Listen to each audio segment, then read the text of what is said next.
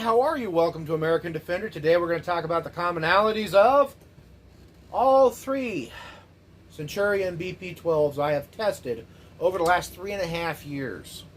Okay? Now, I first started off with the BP-12 when it first hit the market back in 2020. All right? Actually, I think it was 2019 when it very first started coming into the market. If you happen to have a BP-12 that a Centurion BP-12, not to be confused with the Panzer BP-12. Those are two completely different guns. I may have said in the past they were the same gun. They're not. Okay. If you happen to have one where your serial number starts with 19 US, you have a very rare, hard to find, low import number BP-12. You have the very first run. Okay. Most of the ones that you're going to see out there will start with a 20 or a 21. I've been seeing some 22s lately, and I actually saw my first 23 like 3 days ago. So they're still making these guns. They're still making them. Okay. They make them in large batches, and then they send them over. Okay. What does that number mean? Again, that's the year of manufacturer. It'll say something like 19 US. And that's 2019 US market, 2020 US market. So I wanted to clarify that for you guys. So commonalities. Number one commonality. I'm just trying to get on with this and make this as quick as I can. I don't want this video to be too long.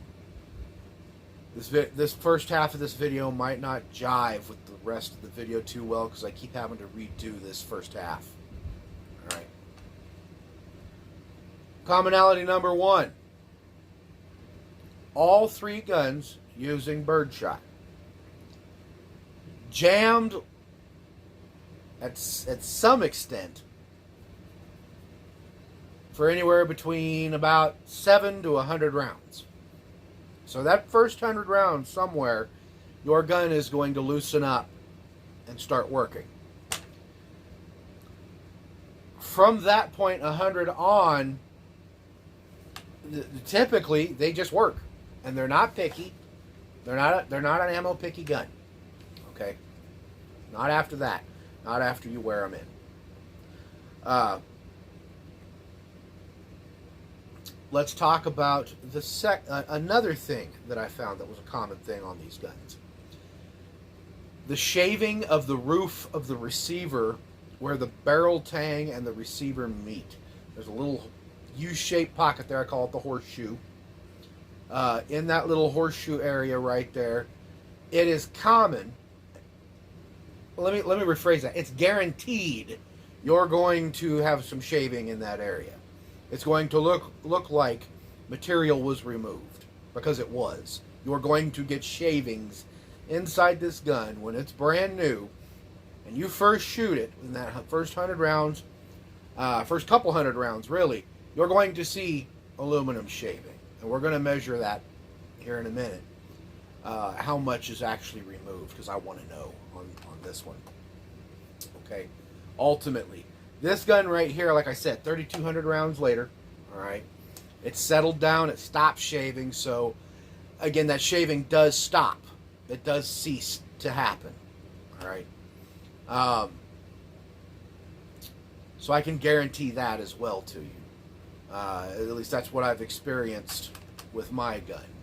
Like, another thing that I want to talk about that's a commonality with these guns is that they all come with the same manual, and the manual is wrong when it comes to the gas pistons.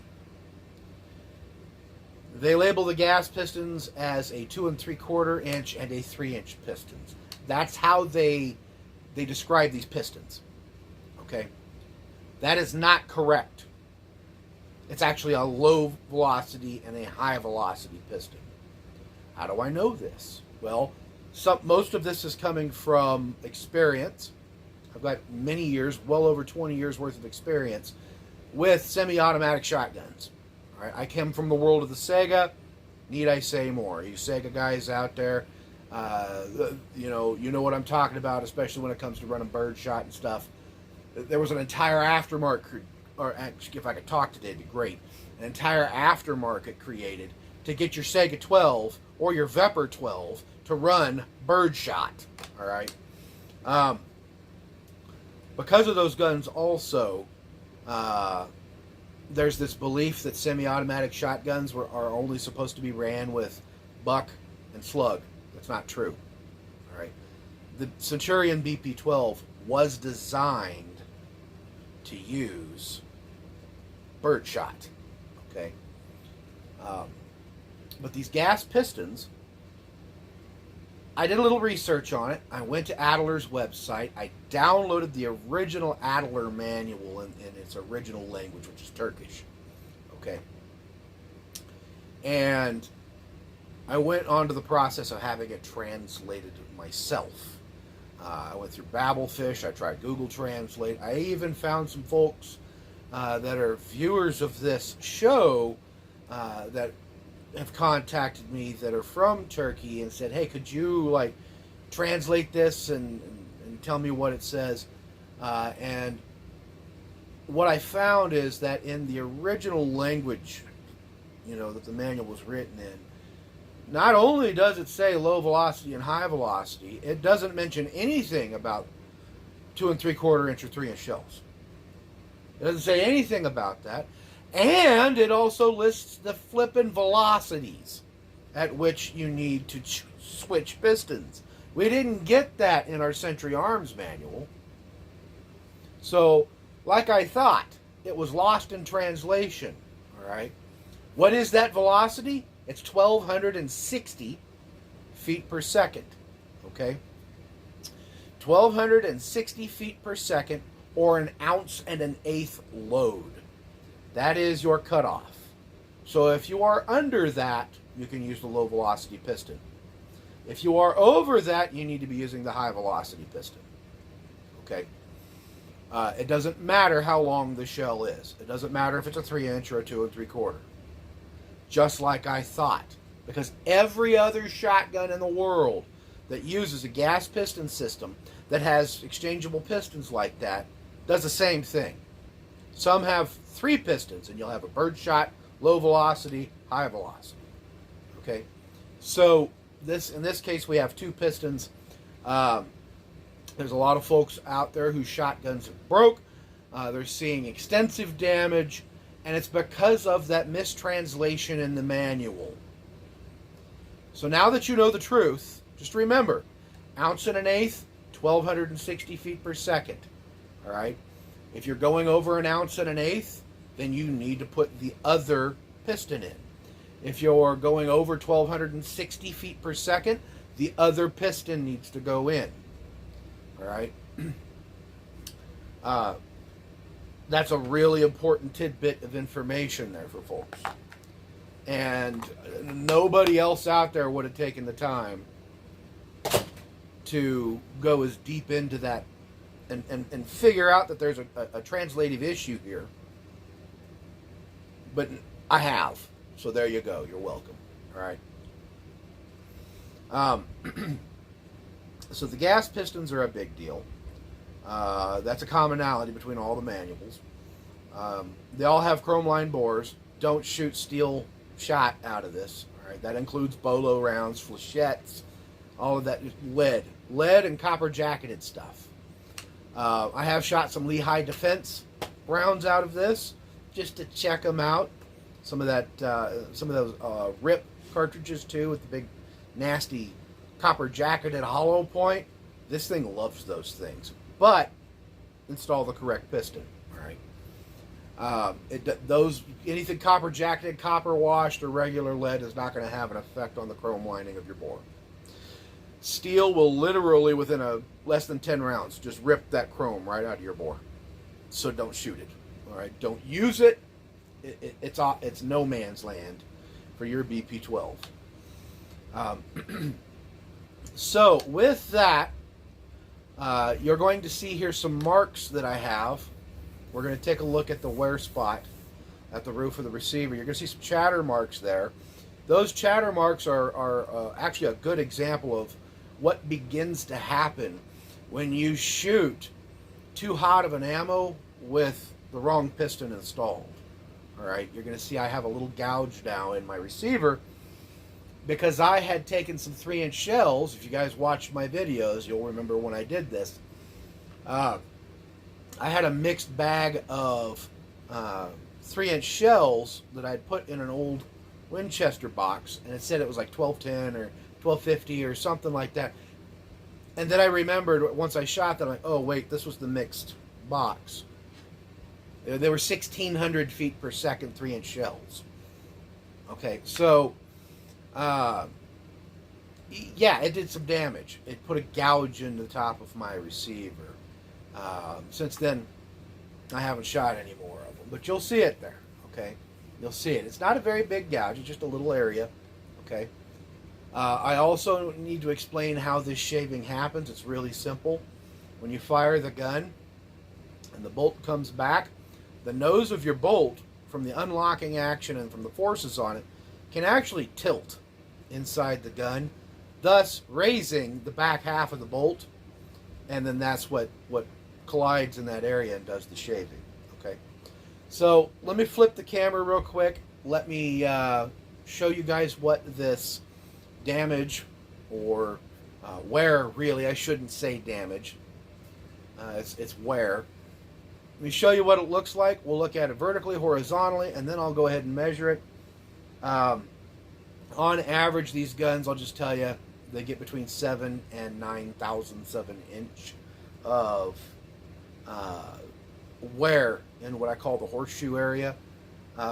This one's right in there, okay? But this one also, remember, has 3,200 rounds through it. So those of you that have BP-12 that saw the shaving, rest easy. All right. And here we go. I'm going to flip the camera. Let's take a look inside this thing. Let's take a look. Okay, so I got the camera flipped. And you can kind of see where I'm talking about here. Okay. You can see that gouge right there. Okay, there's your gouge. These are not gouges. I can't get anything. These are all smooth. All right, so this is all superficial right here. This is just it removing the coating in here. But that right there, right by my finger, that's an actual gouge. Okay. This right here. This is the barrel. If you look on the barrel, let me show you this. See that little notch right there? That little piece goes right into that little horseshoe area. So this right here is the negative of it. The floor of this receiver is actually, kind of see it slightly raised. And I've measured that already. It's about 6 thousandths of an inch raised right in that area. And so what happens is the bolt comes back and catches this. And as you can see, it kind of, yeah, I can't grab anything with my fingernail, so it's not measurable. But it kind of wipes away some of this coloration here, and it does remove a little bit of aluminum from this area right here. All right, but you can see right here what I mean. See how there's some discoloration and stuff in this area right by my finger right there where I'm rubbing. How it kind of looks like it's cut at a downward angle and everything. It looks like they made this. Whoop! Come on, camera. They made this like that on purpose. Okay, so it's not just flat across here. And actually, if I was to take this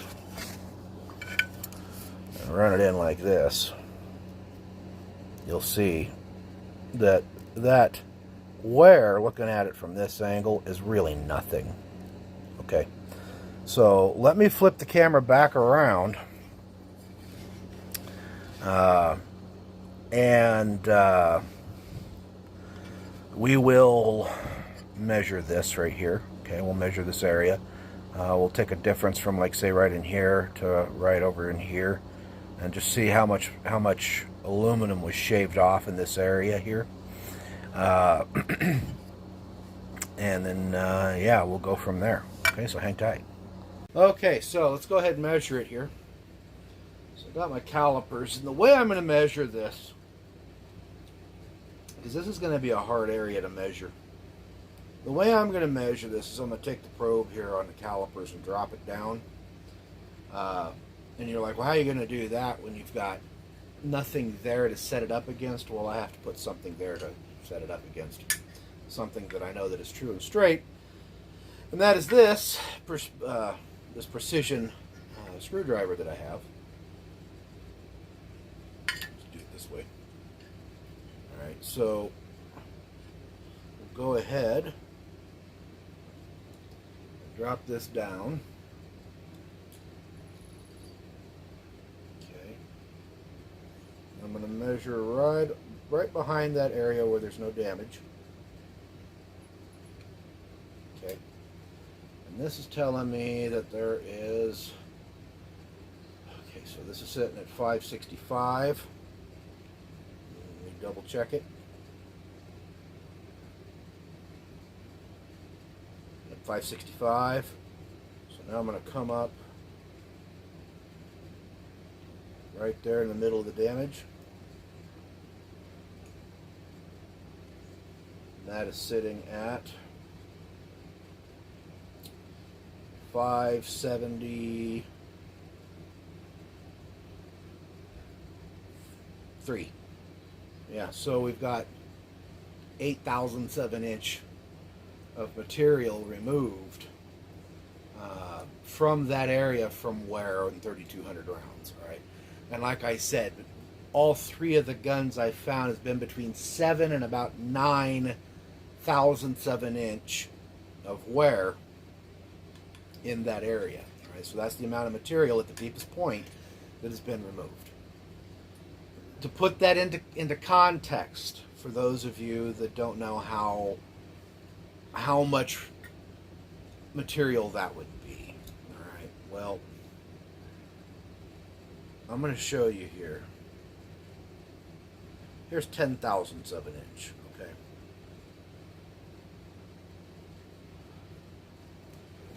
That gap right there is 10/1000 of an inch. So to put this into context, my thumbnail, if I measure the tip of my thumbnail is 25/1000 of an inch thick. A human hair is, I've got more than one. Oh no, I'm losing it. It's okay, I don't have, balding isn't an issue in my family. Alright, so one human hair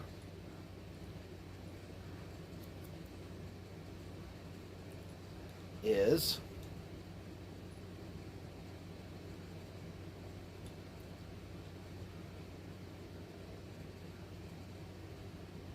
one human hair is about, well, my hair is 3/1000 thick. Okay, so it's about 3 human hairs stacked on top of each other. All right, to give you an idea of how much material is missing from there. It's basically just skimming the surface, is what it's doing, and eventually it settles to a point where it just stops. As you can tell in here, there's really no aluminum left in there. Okay, this gun hasn't been cleaned or anything. It's been sitting. So, for those out there that were worried about that, because I know there's a lot of people out there that see that and they get nervous, it's really not something to get nervous over. Okay, it's really not. These guns will last you a very long time. Okay, I'll go ahead and get my little piece here.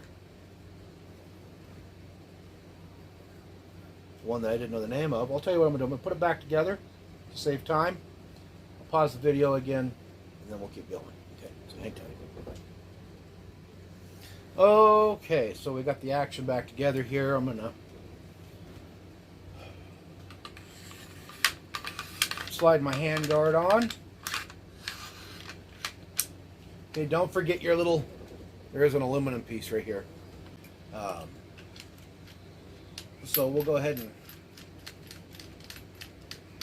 put our action tube screw back on there. Now, I will also show you a little trick that I've learned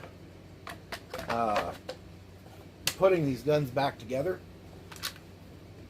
What I happen to have right here is, this is a tie rod off an RC car. Okay, it's a broken one. I believe it's a 5mm thread. So if you got a piece of 5mm all thread, right hand thread, it would work for this too. But this is something that I've picked up on accident. Okay, so normally when we put our pins in, just take them and thump them in, right? And we take our screws out. In my first video, when I said, you know, get a punch or, you know, loosen the screw and then pop the screwdriver, and then, yeah. If you get something like this and just thread it into the end, right, you can just push it out. And then you can also use it as a guide to put everything back in, and then just unthread it, all right? And if you don't think it's seated well enough, just get on it and pull on it a little bit from the other side. So it extends the pin a little bit. Also, another thing that you could do with this is you could get some of this and just like all thread and thread it in here. And if you don't like the idea of using flat head screws, you could extend it out a little bit out of that pin, place a small washer over this, and then just put a wing nut on it if you wanted to make it a little easier for this thing to be able to be broken down.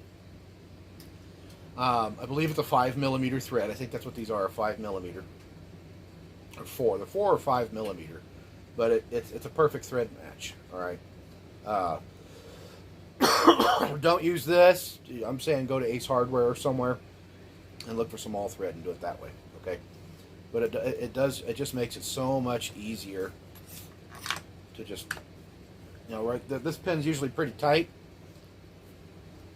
and I just grab that and pull it on in. All right. It gives you something to grab with, and you're not smacking things with a hammer, and it just makes it a little bit easier on you. Okay. So we'll go ahead and get my other pin here. Now this front pin usually goes right in. So just wanted to share that with you. It's just a little something I found. I thought it would be useful. Okay, so commonalities. Going back to commonalities, we covered all of that, all right, with the measurements and all of that stuff. Okay, so that's pretty much taken care of. You guys can know now. Don't worry about the wear. It's not a big deal. Okay, I've said that for years, and now I've kind of proven it to you.